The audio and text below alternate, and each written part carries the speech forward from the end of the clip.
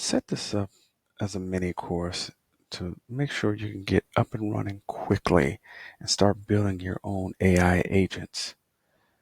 And what we're looking at is 4 modules. You might even say 5 if you think about a capstone project at the end, but let's just define it here. The first module is really half the battle, just setting up your environment.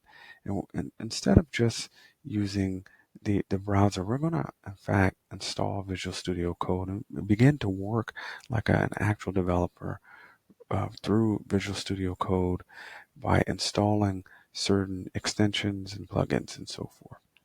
Module 2 will be setting up OpenAI's API library, and we'll install that through Visual Studio Code and get that into your environment as well. Module 3, well, that's when we start to make those calls to OpenAI and their language model. And then we can start to bring in new prompts, and I mean really writing prompts on the back end, if you will. Once you start doing that basic prompt engineering and then you get comfortable, we're going to go to module 4 and start fine-tuning those prompts and then using real live cases and the best practices for applications.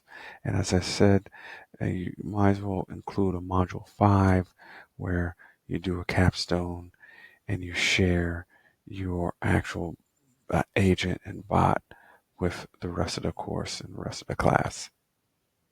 So if you like that, it should take you no more than, hey, a day to get through this, and you'll be up and running and creating your own agents before you know it. So let's get started.